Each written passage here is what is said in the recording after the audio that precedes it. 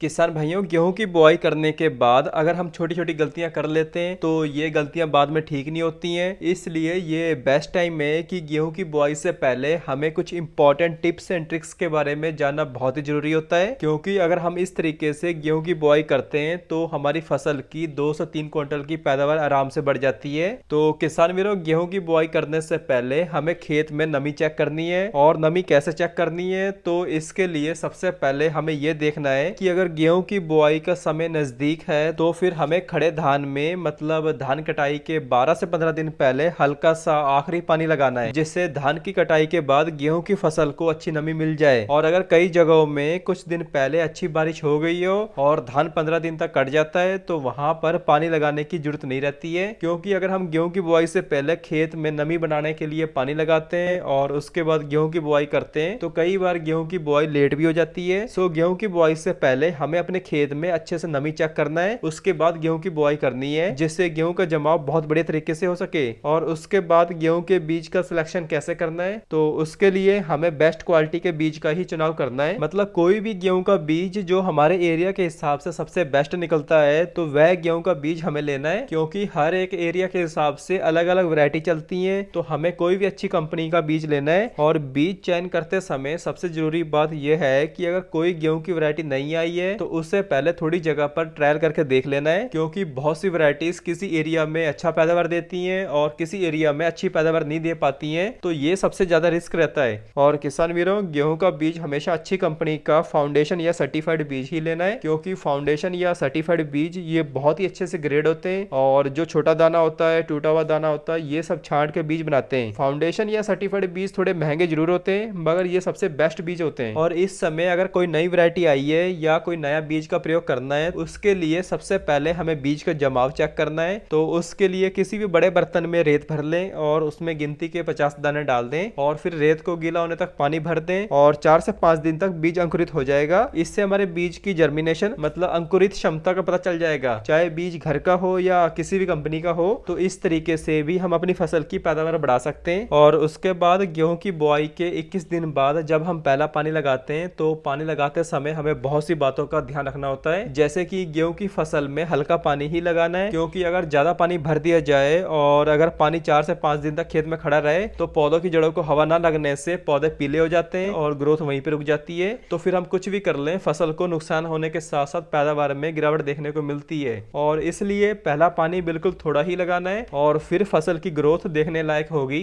और उसके बाद गेहूं की बुआई करने से पहले हमें अपने खेत की चौड़ाई 15 से 20 फीट और लंबाई में 150 से 200 फीट रखनी है, क्योंकि अगर क्यारियों की लंबाई इससे ज्यादा होगी तो पानी जारी देर तक चलता रहता है और फिर पानी बाद में सूखता नहीं है। इसलिए क्यारियां ज्यादा लंबाई में ना हो। और आप इस वीडियो में देख सकते हो कि इस तरीके से क्यारियां बनानी है और क्यारियों के साइड में एक नाली भी बनानी है, जिससे कि हर एक क्यारी को अलग अलग पानी लगाया जा सके। और किसान वीरों, एक क्यारी को पानी छोड़ने के बाद उसी क्यारी को पूरा भरने से पहले ही दूसरी क्यारी में पानी छोड़ देना है। इसके अलावा कोशिश ये करनी है कि अगर वह क्यारी पूरी भर जाए तो क्यारी का पानी दूसरी क्यारी में जिधर पानी नहीं लगा है तो उधर निकालते रहना चाहिए, जिससे पानी लगाने के बाद हमारी क्यारी में पानी बहुत जल्दी सूखता रहे। तो किसान वीरों, ये थी कुछ खास बातें जो गेहूं की बुआई से पहले हमें पता होनी चाहिए। धन्यवाद।